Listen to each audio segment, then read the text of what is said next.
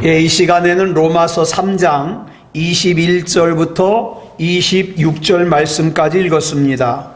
오늘은 로마서 12번째 시간으로 부제목은 하나님의 의입니다. 하나님의 의. 자, 먼저 로마서 3장 20절 말씀 우리 같이 보겠습니다. 시작. 그러므로 율법의 행위로 그의 앞에 의롭다 하심을 얻을 육체가 없나니 율법으로는 죄를 깨달음이니라. 자, 여기서 말하는 율법은 하나님의 말씀을 뜻해요. 그러니까 이런 말이죠. 하나님의 말씀으로는 우리의 죄를 깨닫고 인식하기만 할 수 있어요. 아, 내가 죄인이구나. 아, 이건 죄구나. 인식은 할 수 있어요. 근데 죄는 없앨 수 없어요. 그러니까 여러분, 이런 말이에요.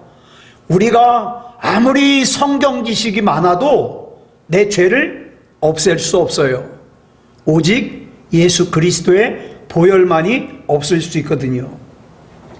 자, 그러면 하나님의 말씀으로 그러면 어떻게 죄를 깨닫고 인식하게 되는가?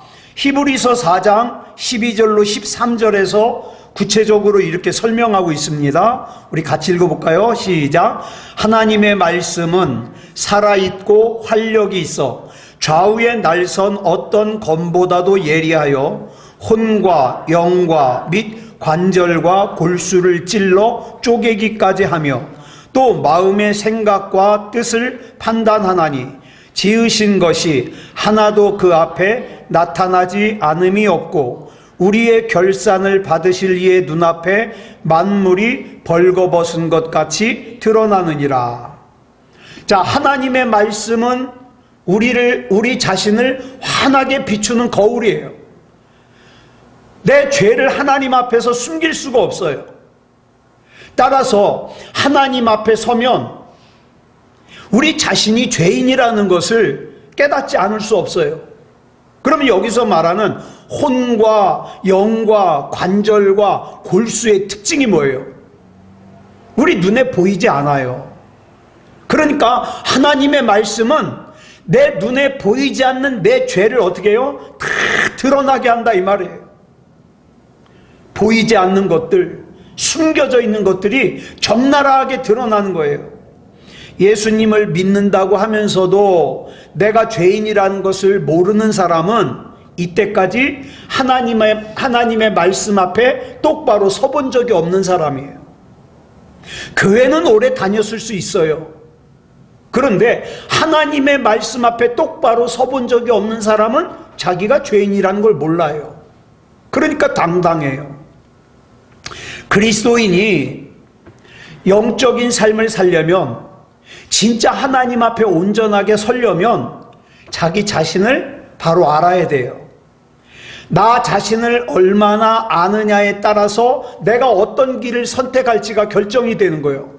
여러분, 내가 죄인이라는 걸 모르는 사람이 회개합니까? 절대 안 하죠. 내가 죄인이라는 걸 아는 사람만이 회개를 한다 이 말이에요. 그런데 이렇게 나 자신을 아는 것이 쉽지 않아요. 여러분, 성령님께서 깨닫게 해주시지 않으면 사람은요, 겉으로 보이는 것만 보지 속을 볼 수가 없어요. 그런데 성령께서 깨닫게 해주시면 하나님 앞에서 내가 죄인이라는 것이 적나라하게 드러나요. 그래서 어떻습니까? 기도할 때 성령이 역사하시면 눈물, 콧물 다 쏟아지는 거예요. 왜? 내가 죄인이라는 게 적나라하게 드러나고 그런 내 죄를 예수님께서 씻어주셨다는 게 깨달아지니까. 자, 그러면 자기 자신이 죄인이라는 걸 깨달았으면 그 다음에 뭐를 해야 돼요? 그렇게 자신이 죄인이라는 사실을 깨달은 사람을 하나님께서 어떻게 인도해 주시고 어떤 은총을 내려주시는지를 설명하죠.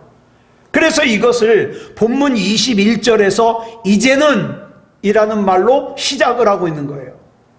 자, 본문 21절 줄친 것만 읽어볼까요? 시작. 이제는 율법 외에 하나님의 한 의가 나타났으니 누구든지 하나님의 말씀 앞에서 자기가 죄인이라는 사실을 깨달았으면 그 다음에 주목해야 될 것이 하나님의 의예요. 그런데 자기가 죄인이라는 걸 모르니까 하나님의 의에도 관심이 없어요. 그러면 여러분, 우리 성경에서 하나님의 의라는 말이 자주 나오는데 하나님의 의가 뭘까요? 이 하나님의 의를 로마서 1장 17절에서 이미 설명했어요. 그 하나님의 의가 뭐냐? 믿음으로 말미암아 우리가 의롭다 칭함을 받는 이신칭의, 이신득의, 이것을 하나님의 의라 그래요.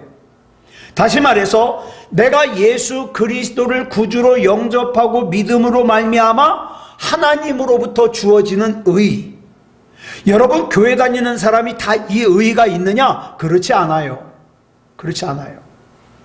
자, 그런데 본문 22절을 보면 이 하나님의 의가 차별이 없다고 설명하고 있어요. 같이 읽어볼까요? 시작. 곧 예수 그리스도를 믿음으로 말미암아 모든 믿는 자에게 미치는 하나님의 의인이 차별이 없느니라. 자, 그러면 의가 뭘까요? 의.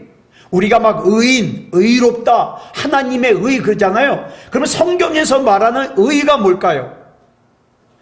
쉽게 설명드릴게요.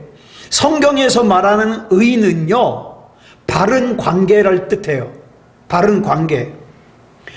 아이, 저 사람은 참 의로워. 강윤덕 집사님은 참 의로워. 무슨 뜻이에요? 그 강윤덕 집사님은 나와 관계를 잘 맺고 있다는 뜻이에요. 그러니까 내가 그 집사님이 좋으니까 의롭다고 얘기하는 거예요. 자, 그러면 하나님 앞에서 의롭다는 건 뭘까요? 하나님과 관계를 바르게 맺고 있는 거예요. 나는 오늘도 하나님 많이 찾았어. 나는 오늘도 하나님과 대화를 많이 했어. 의로운 거예요. 하나님 앞에서. 예? 사람들 앞에서 의롭다. 무슨 뜻이에요? 사람들과 관계를 바르게 맺고 있다는 거예요. 누구 흉도 안 보고, 누구 차별도 안 하고, 그쵸? 누구 미워하지도 않고, 그 사람들 앞에서 의로운 거예요. 문제는 이걸 판단하는 기준이 다 달라요. 사람마다. 어떤 사람에게는 의로운 사람일 수 있는데 똑같은 사람인데 다른 누군가에게는 불의한 사람일 수 있어요. 예를 들어 볼까요? 여러분, 안중근 의사 알죠? 예? 이토 히로부미를 갖다가 총으로 쐈던 안중근 의사를 우리는 어때요?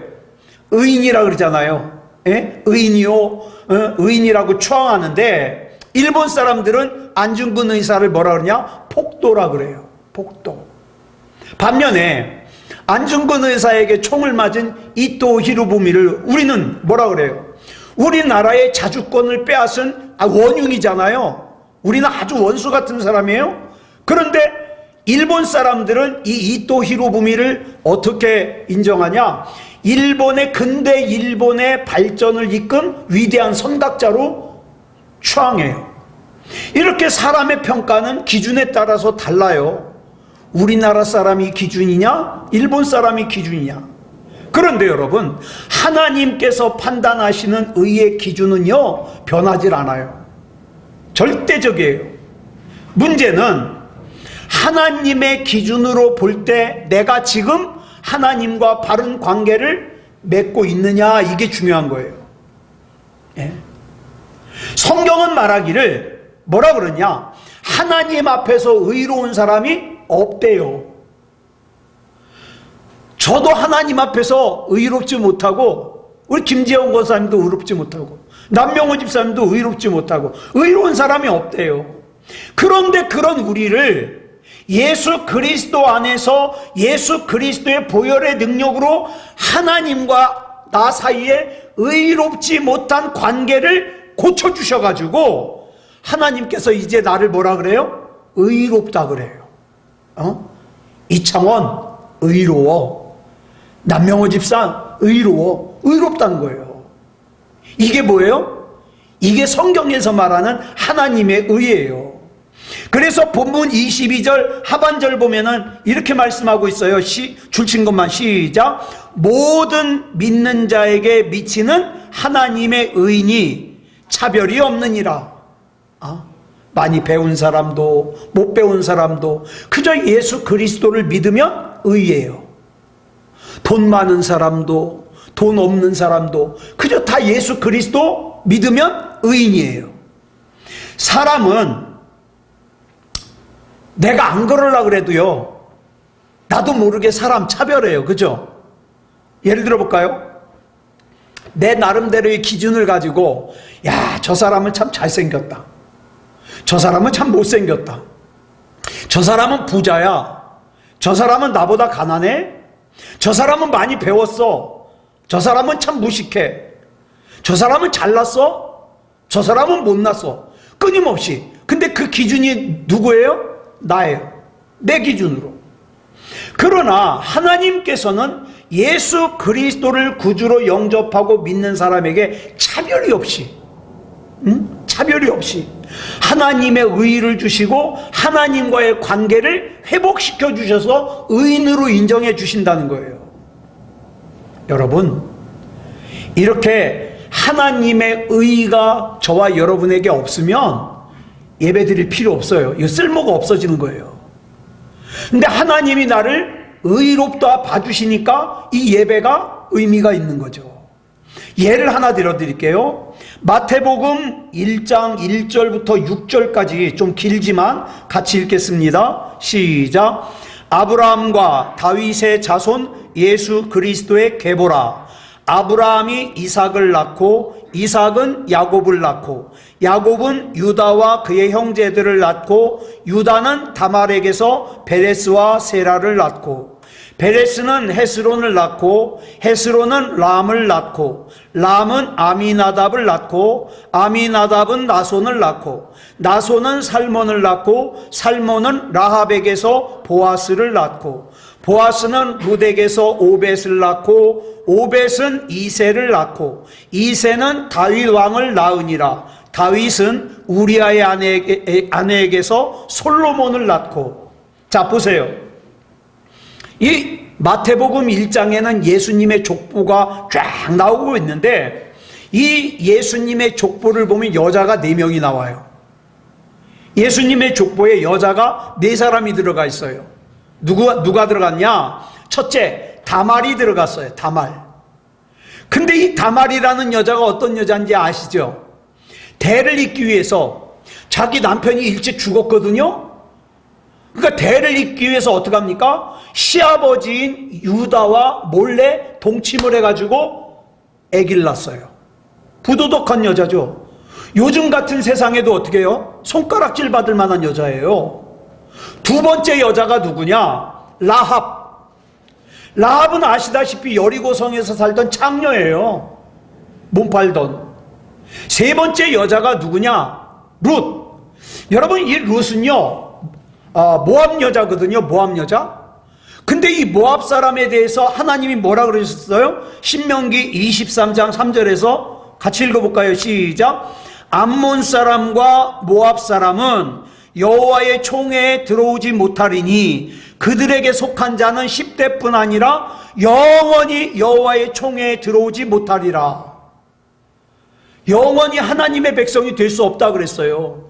근데 룻이 모압 여자예요. 왜 암몬 사람과 모압 사람은 하나님의 총회에 못 들어오느냐? 이 두 민족이 누구 자손이에요? 롯의 자손이에요. 롯의 아내가 소금 기둥이 되고 산으로 도망가 있는 사이에 두 딸이 아버지에게 술 먹여놓고 포도주 먹여놓고 오늘은 큰딸이 그 다음에 작은 딸이 들어가서 아버지와 동침을 해가지고 낳은 자손이 뭐예요? 암몬 자손과 모압 자손이에요. 그래 하나님께서 이 두 자손은 저주했어요. 너희 자손들은 영원히 하나님의 총회에 못 들어온다. 그런데 룻이 바로 그 모압 여자예요. 네 번째 여자는 우리아의 아내인 밧세바예요. 여러분, 결혼한 여자라면 아무리 왕이 자기를 꼬셔도 어떻게 해요? 죽을 각오를 하고 거부해야 되잖아요. 그런데 밧세바는요, 왕의 다윗 왕의 요구를 받아들여서 다윗 왕과 바람을 펴요. 그리고 아기가 생겨요. 그리고 그 아기를 가진 사실을 갖다가 다윗에게 이야기하니까 다윗 왕이 그 밧세바의 남편 우리아를 죽게 만들어요. 그리고 다윗 왕의 아내가 돼요. 이런 나쁜 여자가 어디 있어요? 성경에 나오는 4명의 여자가 다 이 모양이에요. 그 다음에 예수님의 족보에 나오는 남자들 가운데 대표적인, 시간이 없으니까 대표적인 인물로 4명만 한번 생각해 볼게요. 첫째, 아브라함은요, 갈대아 우르라는 곳에서 태어나가지고 대대로 우상 만들면서 우상을 섬기면서 살았던 사람이에요. 예?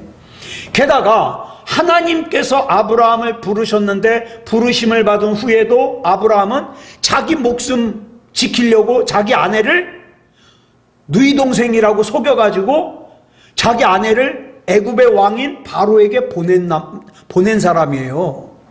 이런 무책임하고 파렴치한 남자가 어디 있어요? 두 번째 남자, 야곱. 이 야곱은 형인 에서의 장자권을 가로챈 사기꾼이, 사기칠 사람이 없어서 자기 형하고 아버지한테 사기를 쳐요. 그게 누구예요? 그게 야곱이에요. 세 번째는 다윗이라는 남자예요. 다윗은 자기의 육체의 정욕을 채우기 위해서 자기의 충성스런 부하장수인 우리아를 죽게 만든 살인 교사범이에요. 네 번째는 솔로몬이에요. 솔로몬은 아내를 1000명이나 둔 희대의 탕하예요. 아마 자기 아내 얼굴도 다 모를 것 같아요. 율법으로 따지면 지금 말씀드린 이 4명의 여자와 4명의 남자, 이 8명은요 절대 구원받을 수 없는 사람들이에요. 그렇잖아요? 그런데 이들이 모두 하나님의 은총으로 구원받았어요. 구원받았을 뿐만 아니라 그들의 이름이 예수 그리스도의 족보에 들어가 있어요. 이게 뭘 의미합니까? 누구든지 예수 그리스도 안에 있으면 그 사람이 기생이었든지 탕하였든지 사기꾼이었든지 살인자였든지 이방인이었든지 차별하지 않고 하나님께서 하나님의 의를 주시고 하나님과의 관계를 바르게 회복시켜 주신다, 이 말이에요. 예. 이 같은 하나님의 의로 인하여서 우리도 오늘 이 자리에서 하나님을 예배할 수 있는 거예요. 딴 사람은 모르지만 나는 알잖아요. 내가 어떻게 살아왔는지. 그런데 그런 나를 용서해 주시고 구원해 주시고 하나님께서 나를 의롭다, 이창원 목사야 너 의인이야? 의롭다 해주시니까 얼마나 감동을 받는 거예요. 그 하나님의 의가 나를 예배하게 만들고 기도하게 만들고 하나님 앞에 감사하게 만들고 그런다, 이 말이에요. 본문은 이 하나님의 의가 어떻게 우리에게 허락되었는지 구체적으로 설명하고 있어요. 첫 번째로 하나님의 의가 나에게 은혜로 주어졌어요. 은혜로. 본문 24절 보겠습니다. 시작. 그리스도 예수 안에 있는 속량으로 말미암아 하나님의 은혜로 값없이 의롭다 하심을 얻은 자 되었느니라. 여기서 말하는 하나님의 은혜가 뭐냐? 말 그대로예요. 하나님께서 값없이 주시는 선물이에요.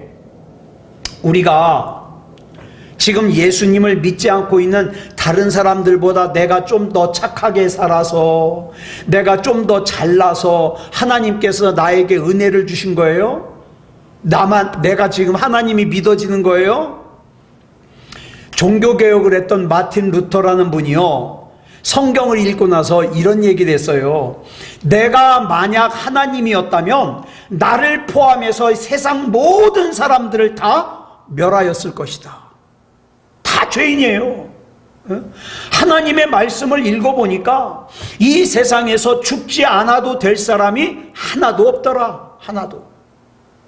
누구 하나도 마땅히 나는 하나님께 은혜 받을 만한 자격이 있어, 나는 구원받을 만한 자격이 있어, 이렇게 할 만한 사람이 없더라, 이 말이에요.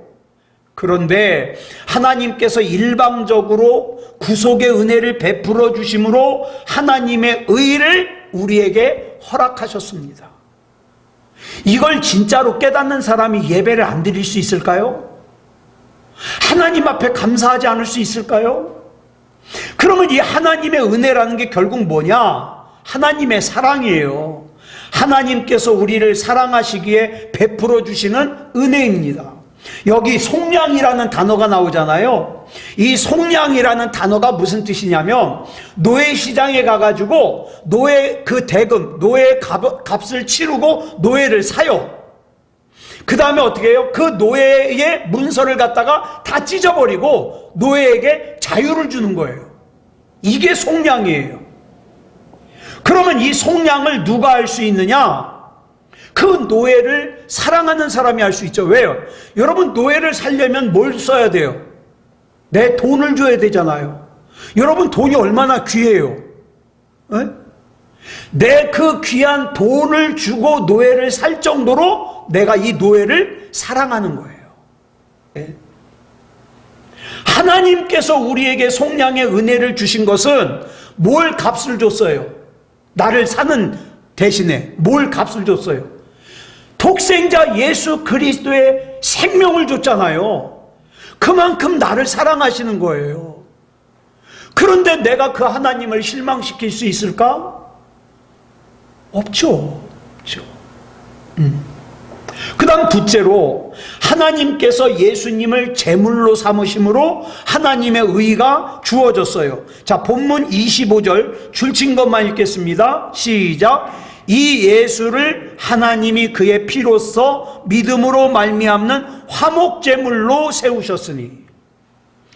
제물이라는 단어는 제사의 혜택을 입는 사람에게는 좋은 단어지만, 그 제사의 제물로 바쳐지는 그 제물의 입장에서는 끔찍한 단어예요. 그죠?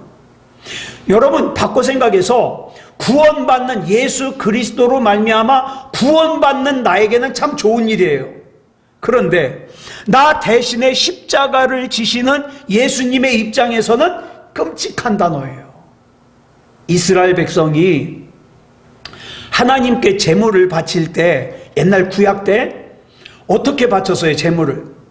제물이 동물일 경우에는요, 전에 한번 잠깐 말씀드렸죠. 칼로 그 제물의 목을 꽉 찔러요. 그러면 막 동맥 이런 데가 끊어지면서 피가 콸콸 나겠죠. 그 피를 받아요. 다 받아. 마지막 한 방울 안 나올 때까지 다 받아요. 그 다음에 그 피를 갖다가 제단 위에다 뿌려요. 그리고 나서 어떻게 해요? 그 제물에 가죽을 다 벗겨요. 그 다음에 각을 뜬다 그랬죠. 관절마다 다 끊어내요. 우리 같으면, 우리 사람 같으면 이 손마디, 관절, 팔꿈치, 여기 관절마다 다 끊어내요. 그 다음에 뼈에 붙은 살을 갖다가 최대한 가능한 한 다 살을 떼어내요. 제사를 드리려면. 그 다음에 완전히 불에 태워요. 예를 들어서 동물이 아니라 곡물로 제사를 드릴 때는 그 곡물을 그냥 드리는 게 아니라 빻아요. 어느 정도로 빻아야 되느냐? 이 곡물이 너무 곱게 빠져서 이렇게 그릇에다 넣고 흔들어도 소리가 안 날 정도로. 옛날에 용각산 광고 기억하셔요? 쫙쫙쫙 소리가 나더니 뭐래요? 아닙니다. 그러더니 또 쫙쫙쫙 아닙니다. 그러더니 소리가 안 나면서 용각산은 소리가 나지 않습니다. 그죠? 기억하시죠? 그것처럼 소리가 안 나요. 그 정도로 곱게 빻아요. 하나님께서 예수님을 이렇게 제물로 삼으신 거예요. 게다가 여기 중요한 게 나와요. 어떤 제물로? 화목제물로 삼았어요. 화목제. 여러분, 화목제에는요, 감사제, 낙헌제, 서원제가 있어요. 화목제의 특징이 있어요.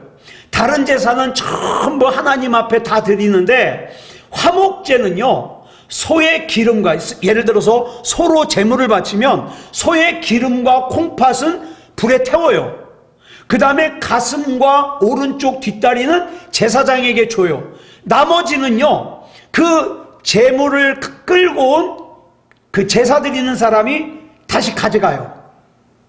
소 한 마리를. 그 다음에 어떻게 해요?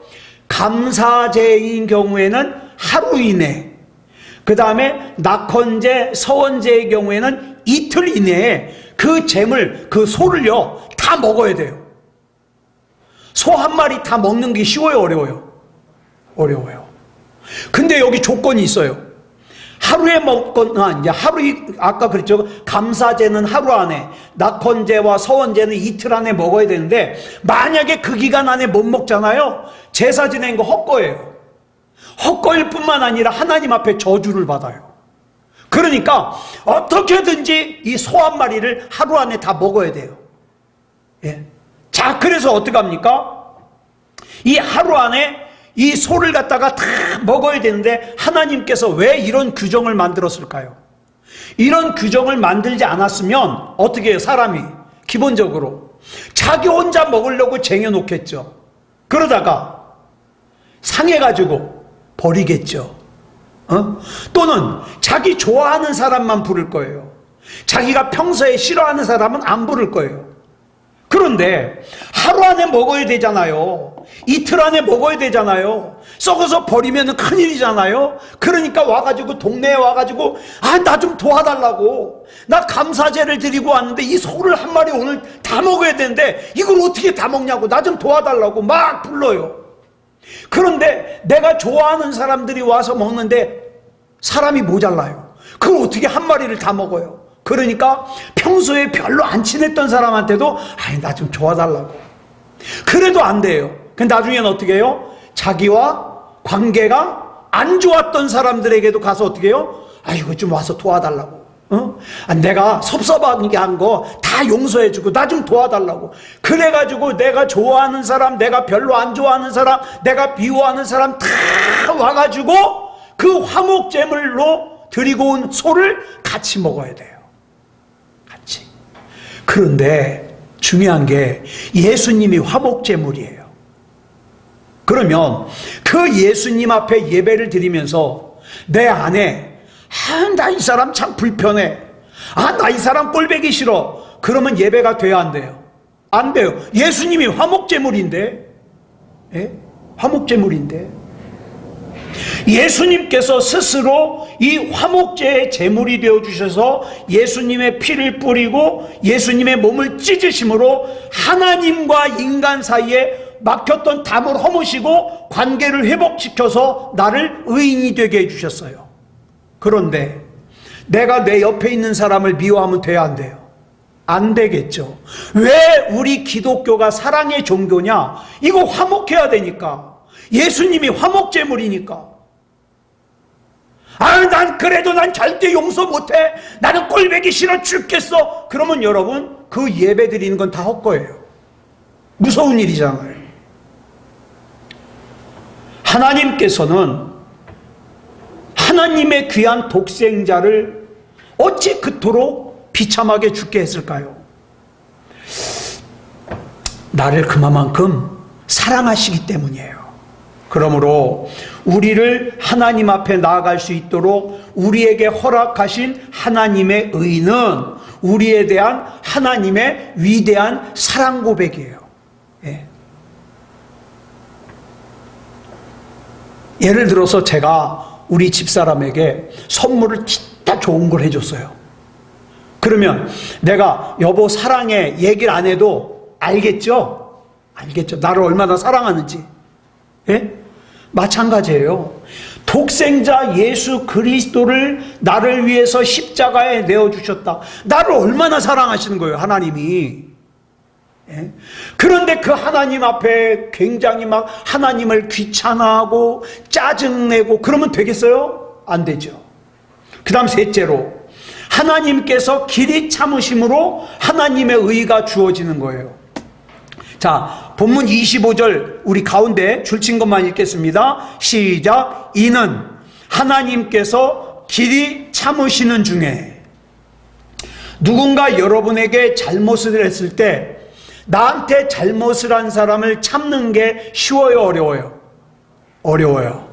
여러분, 참는다는 것은 고통이에요. 참는다는 것은. 그래서 인내와 고통은 같은 뜻이에요. 누군가 나에게 잘못을 했는데 내가 조금도 참지 않고 쉽게 화를 내버려요. 왜 그럴까요? 나한테 조금 잘못했는데 확 화를 내버려요. 왜 그래요? 난 그 사람 사랑 안 하는 거예요. 내가 너를 사랑 안 하는데 네가 왜 나에게 내가 참아야 되게끔 나를 힘들게 하냐 이 말이에요. 그래서 확 짜증을 내버리는 거예요. 사랑하지 않으니까. 사랑하지 않는 그 사람을 위하여 참는 고통을 내가 당하고 싶지 않은 거예요. 근데 사랑하면 꾹꾹 참아요. 몸에 병이 날 정도로 참아요. 그 정도로 사랑하는 거예요. 예. 하나님께서 어떻게 그렇게 오래 참으셨을까? 나를 그만큼 사랑하시는 거예요. 그 다음 네 번째로 하나님께서 우리의 지난 죄를 이렇게 넘겨버린다는 뜻이죠. 간과해 주심으로 하나님의 의가 주어져요. 자, 본문 25절 그 다음 줄친 거 읽겠습니다. 시작. 전에 지은 죄를 간과하심으로 자기의 의로우심을 나타내려 하심이니. 가령 누군가가 2023년 1월 1일 날 살인을 저질렀어요. 그랬는데 가만히 생각해 보니까 자기가 큰 죄를 졌거든요. 그래가지고 교회 와가지고 막 하나님 앞에 눈물 콧물 쏟고 하나님 날 용서해 주세요, 날 용서해 주세요. 그래가지고 회개를 했어요. 자, 회개했으니까 1월 1일 날 살인한 게 없는 게 되는 거죠? 아니요. 여전히 살인을 저지른 전과자가 되는 거예요. 그러면 죄를 지은 우리가 하나님 앞에서 어떻게 의로워질 수 있을까요? 하나님께서 내가 지었던 그 탐욕스럽고 추잡하고 정말 부끄러운 그 죄를 어떻게 해요? 간과해 주셔요. 기억지 않으셔요. 사랑하지 않으면요, 여러분 공감하시나 한번 들어보세요. 내가 누군가를 사랑하지 않잖아요. 그러면 그 사람이 나한테 잘못한 거 작은 거 하나까지도 다 기억해요. 괘씸하게. 근데 사랑하면 다 잊어버려요. 사랑하면. 예? 그러니까 이렇게 생각하면 돼요. 여러분이 누군가 나에게 한 잘못이 자꾸 생각이 나고 그 섭섭하고 그러면 내가 그 사람 별로 사랑 안 하는 거예요. 여기 나오는 이 간과라는 말이 영어로 패스오버와 같아요. 패스오버가 뭐냐면 유월하다, 유월절. 이렇게 지나간다. 양의 피를 갖다가 문의 설주와 인방에다가 바르니까 죽음의 사자가 넘어갔다 그랬죠. 그와 같이 하나님께서 내 죄를 넘어가는 거예요. 그게 간과예요. 왜 심판이 내 죄를 넘어갔는가? 우리가 예수 그리스도를 구주로 영접할 때 하나님께서는 내 허물을 보시는 것이 아니라 내 허물을 덮은 예수 그리스도의 보혈을 보시거든요. 그러니까 넘어가는 거죠. 근데 여기서 우리가 한 가지 질문이 있어요. 우리 하나님은 전능하신 하나님이잖아요. 그러면 오늘 이 시간부터 넌 의인이야? 그러면 되잖아요. 그러면 될 걸 왜 굳이 예수님을 십자가에 그렇게 비참하게 고통스럽게 죽게 하셨을까요? 그냥 그거 십자가 질 필요 없고 너 의인이야, 너 의인이야 이렇게 해주면 얼마나 좋아요. 근데 왜 예수님을 고통스럽게 죽게 하셨을까? 그 답이요, 본문 26절에 나와요. 같이 읽겠습니다. 시작. 곧 이때에 자기의 의로우심을 나타내사 자기도 의로우시며 또한 예수 믿는 자를 의롭다 하려 하심이라. 그러니까 하나님도 의롭고 사람도 의롭게 하기 위해서 예수님을 화목제물로 삼으시고 길이 참으시고 인간의 죄를 간과하는 그때예요. 그때에 하나님의 의로우심을 드러내실 뿐만 아니라 예수님을 믿는 이들에 대한 의롭다 하심도 드러내시는 거예요. 여러분, 예를 들어서 제가 판사가 됐어요. 판사가 됐는데 제가 굉장히 좋아하는 친구가 죄를 짓고 재판을 받으러 왔어요. 근데 내가 되게 좋아하는 친구인데, 그래서 난 판사잖아요. 피고 아무개 무죄, 분명히 죄 졌는데 판사가 무죄, 그리고 재판을 했어요. 그럼 어떻게 될까요? 판결을 잘못한 판사도 불의한 판사가 되고, 판사가 무죄라고 했더라도 그 친구는 사회의 지탄을 받겠죠. 둘 다 의롭지 못한 것이 되는 거예요. 하나님께서는 이러한 불의한 재판장이 되기를 원하지 않으셔요. 그래서 우리 대신 죄 없으신 예수님을 죽게 하신 거예요. 즉 죄의 대가를 치르신 거예요. 그러므로 우리는 그렇게 하신 하나님께, 아니 어떻게 그럴 수 있냐고, 내가 죽어야 되는데 왜 예수님이 죽냐고, 내가 고통받아야 되는데 왜 예수님이 고통을 받냐고, 이렇게 따질 게 아니라 내 대신 죽으시고 내 대신 고통받으신 예수님의 사랑, 하나님의 사랑을 받아들이고 감사하고 믿음으로 반응하면 되는 거예요. 요한계시록 3장 20절 말씀 같이 읽겠습니다. 시작. 볼지어다 내가 문 밖에 서서 두드리노니 누구든지 내 음성을 듣고 문을 열면 내가 그에게로 들어가 그와 더불어 먹고 그는 나와 더불어 먹으리라. 문을 여는 사람에게는 주님께서 들어가서 같이 거하실 거래요. 어떻게 문을 열까요? 여러분, 참 목사로서 이런 말하기는 좀 그렇지만 교회에는 다니지만 문 안 여는 사람들 많아요. 그래서 주님 따로 자기 따로 사는 사람들 많아요. 그래서 교회 문 밖에 나가잖아요. 주님 하나도 생각 안 나. 왜? 따로 사니까. 그런 사람들이 많아요. 자, 어떻게 문을 열까요? 두말할 필요도 없어요. 하나님의 말씀에 대하여 아멘으로 반응하면서 열어요. 그렇게 생각합니다. 나도 그 말씀에 동의합니다. 그 말씀이 옳습니다. 그 말씀대로 내게 이루어지기를 원합니다. 아멘. 그럴 때 제가요 밖에서 일을 보고 집에 들어가면요 우리 사랑이 꼬리가 떨어져요. 요즘에는 특히 저를 제 옆에서 떠나려고 안 해요.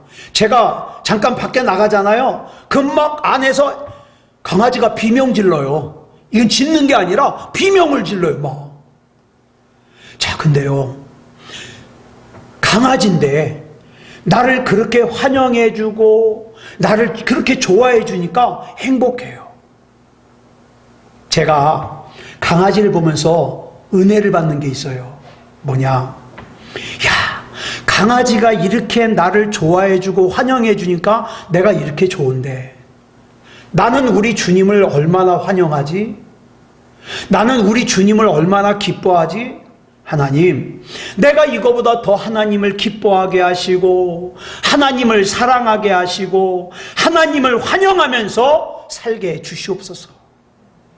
그런 마음을, 내가 막 정말 내가 꼬리가 있다면 막 하나님 앞에서 꼬리가 떨어질 정도로 흔들면서, 하나님, 나 하나님 아니면 안 돼요. 나 하나님이 최고 좋아요. 하나님 I love you, I love you 그러면서 막 하나님을 좋아한다면 우리 하나님이 얼마나 기뻐하실까.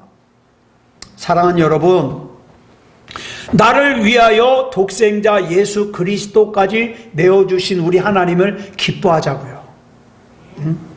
예배 시간 되면 귀찮아하거나 짜증내지 말고 기뻐하자고요. 그리고 우리 주님을 사랑하자고요. 우리 주님을 환영하자고요. 그리고 주님을 향한 문을 활짝 열고 성경 읽을 때에도 아멘, 설교 들을 때에도 아멘, 아멘으로 반응하자고요.